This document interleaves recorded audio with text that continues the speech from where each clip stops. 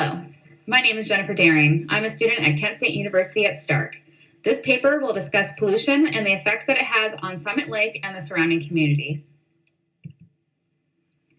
During this discussion, I will go over the outline, starting with 1, an anecdote or a short story about Summit Lake, 2, the history of Summit Lake, 3, the Summit Lake community, 4, food access and nutrition, 5, homeostasis of Summit Lake, 6, who is responsible for the cleanup and beautification, 7, cleaning up the lake, 8, the data collected, 9, decoding the data, and 10, final thoughts.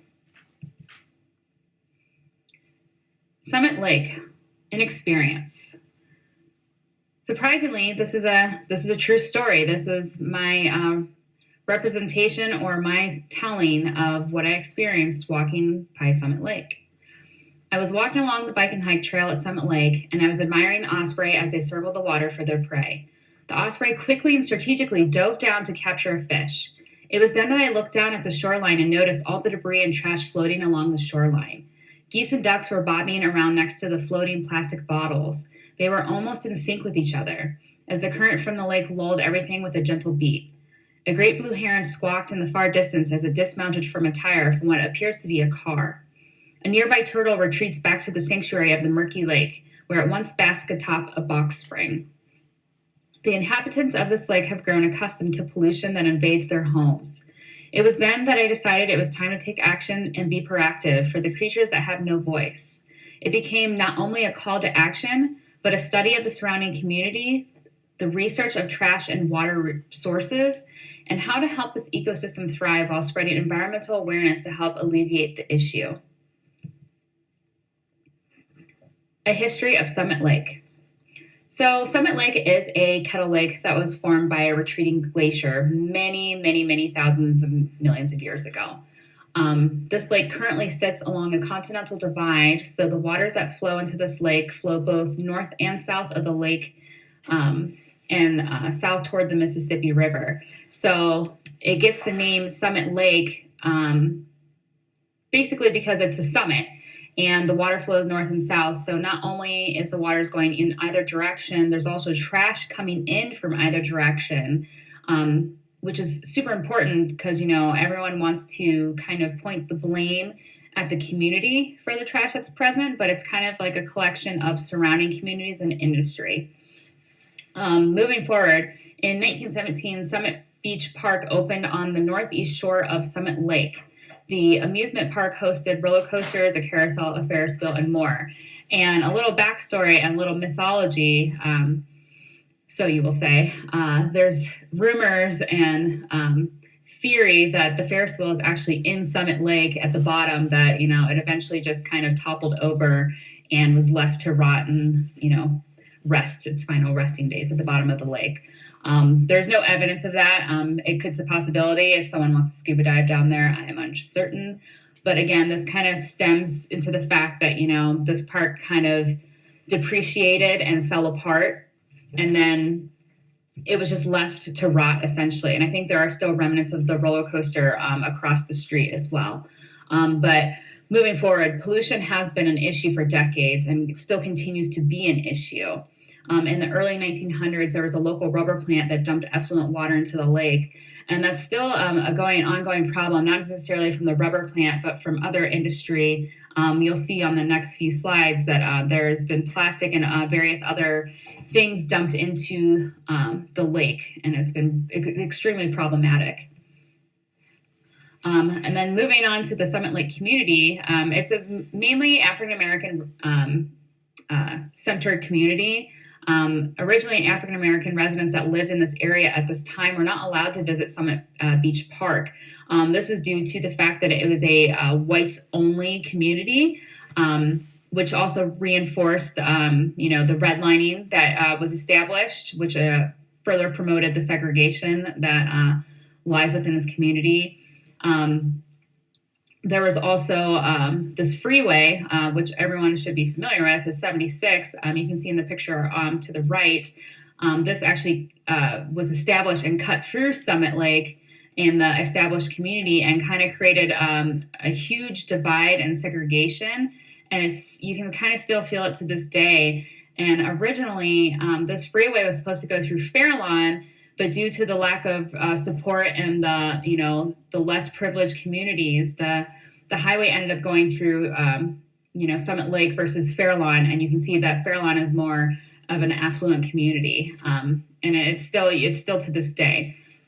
But there's still a lot of fragmentation present and a lot of divide. Even so, on the lake itself, there's the east side of the lake, which is AMHA housing, so it's low income housing.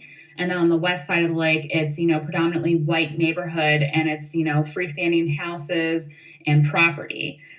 So it's still very present to this day.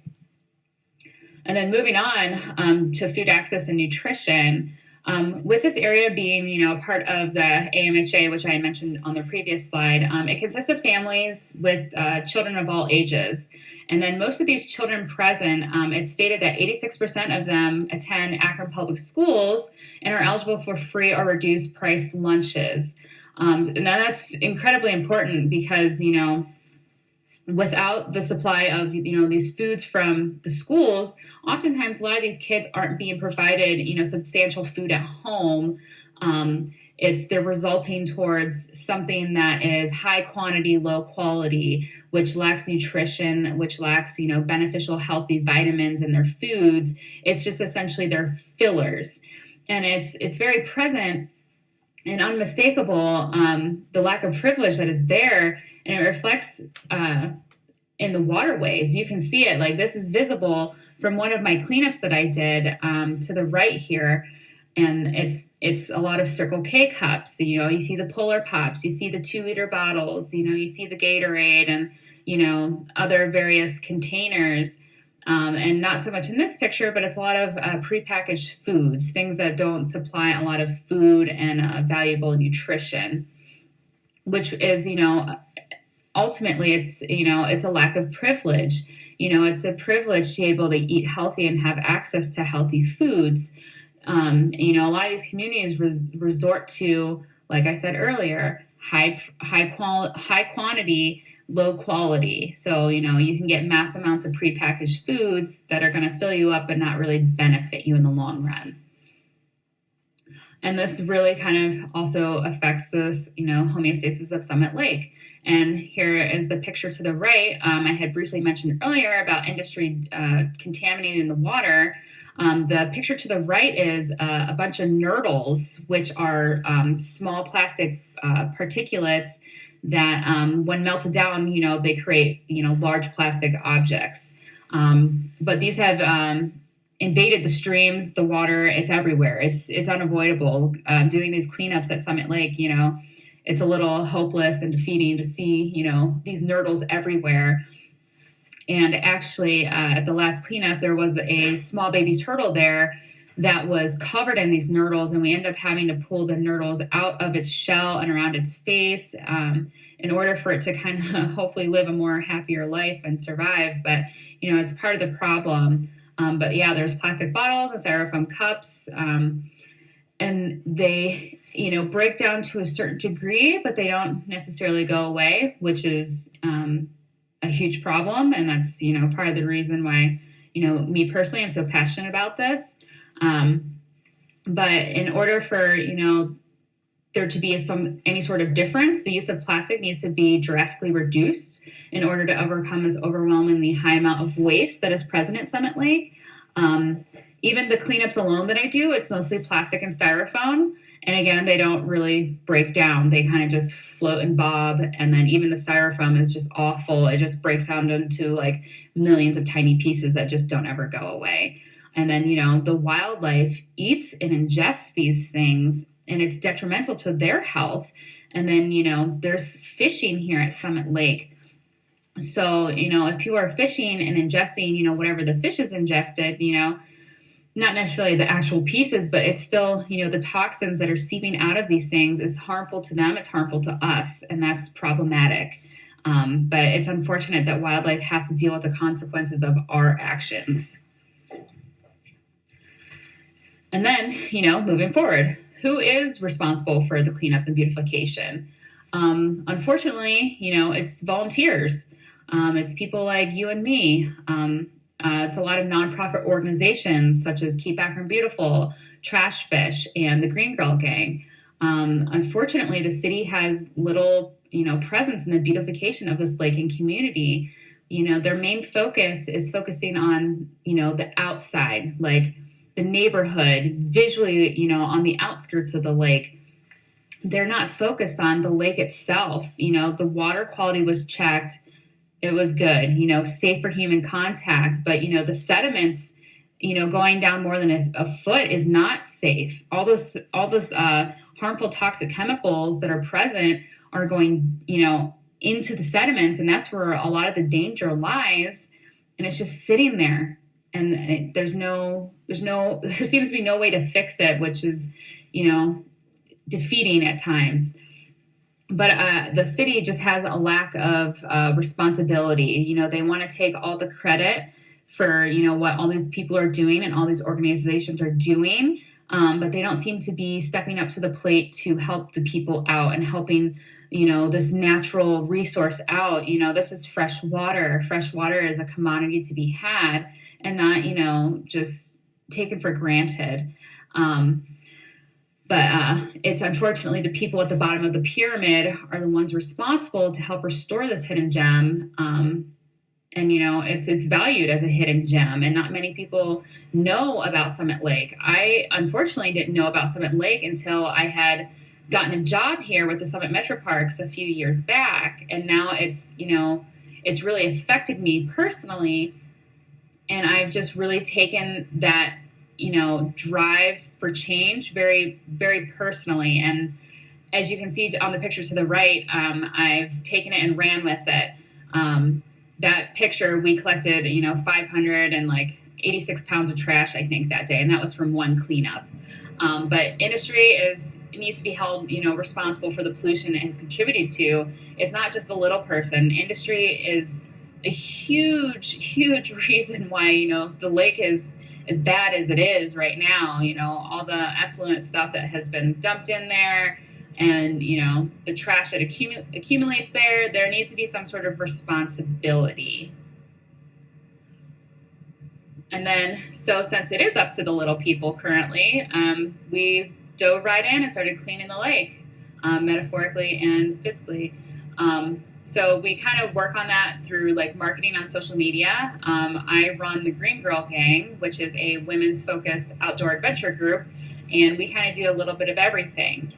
With this cleanup, we were sponsored by Keep Akron Beautiful and Missing Mountain Brewing Company. They provided us with masks, gloves, trash bags, trash grabbers, and just any other PPE that was, necessary for this cleanup and to make the cleanup safe because, this is trash. We don't know where this trash has been and we don't know what it contains on it. So we want to make sure that we're doing this as safely and effectively as possible. Once the trash is collected, the trash is put into the bags and left on the shoreline, and then it was eventually collected in a singular location for us to weigh it all for an end-of-day weigh-in, and that's how we collect the data. And then, the data collected here, I used a luggage scale, pretty basic, to weigh all the trash. I weighed everything in pounds. But I thought it was really interesting that the amount from one cleanup in 2021 reflected in pounds was over half the amount of trash that was collected from 10 cleanups in 2019. So let that sink in. I had 10 cleanups and it was roughly about over a ton. And then in one cleanup, we collected over half a ton. In my thoughts, in further research, it could have been due to COVID and how there wasn't anyone there to collect trash due to things being closed and people not working, or more people were in the parks, thus there was more traffic and more trash, or it could have been any number of things that could have contributed to it. But what was certain was there was no cleanups in 2020 due to the pandemic, and I think the lack of cleanups and lack of maintenance of the area really affected the high amount of pollution and trash that was present in the lake on this cleanup. And then decoding the data, which I kind of mentioned on the previous slide, there was probably a lack of personnel in the park, which is fair, and it was safe, but at the same time, people were going to the parks. It was an all-time high for travelers and park goers at this time because there was nothing to do. You wanted to go outside. So trash cans were overflowing, or trash cans weren't even present altogether.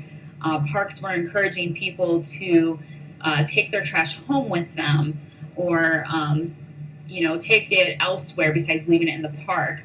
But another problem of the area is, there's a lack of resources. There's a lack of education and environmental awareness. I think with the park presence being more established with the new Summit Metro Park Nature Center opening in the summer of 2021, I think the area will really benefit from that. It's a place to gain, valuable information and understanding about, zero waste or limiting waste and recycling properly.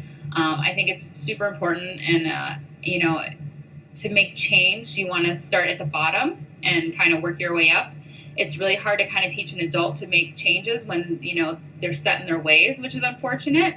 It's really important to start with, children, and, let that sink in as a child. I grew up with Camp to Planet and Bill Nye the Science Guy, and those things really stuck with me, and it really kind of helped establish who I am as a person and what I care about in nature. So I think, with the presence of the park being there, it's going to be beneficial. And again, I still think the city needs to take some responsibility for its lack of action. And then some final thoughts. Like I said on the previous slide, action from the city versus riding the coattails of other organizations for their hard work. They really need to step up their game. It doesn't go unnoticed. We see the city not doing anything. And then we also have to acknowledge the prominent issue of pollution and contaminants from industry and communities alongside the canal and lake. Like the nurdles earlier, super huge problem, as well as the trash that is present and the tires that are present. And then working on getting to the root of the problem, so starting with, our youths and education. And then just understanding the preservation of this natural resource is both valuable and vital, to the conservation of ecology, both in and out of the water. I think the wildlife will appreciate that more than we do. And then just teaching and inspiring through actions and education will help the surrounding community take steps towards restoring this hidden gem. I can't tell you how many times people pass, me and my group on the towpath, thanking us for our contributions, but, they are welcome to also join in. Maybe them seeing us do that will kind of spark something within them to saying, I'm a person, I'm capable of picking up trash. Maybe it'll encourage them to want to do the same. But yeah, thank you for coming to my discussion of my paper. I hope maybe I inspired a few of you, and maybe you'll check out Summit Lake to see all the hard work that we've done and continue to do. And please reach out if you're interested in joining us for a cleanup at Summit Lake. Thank you.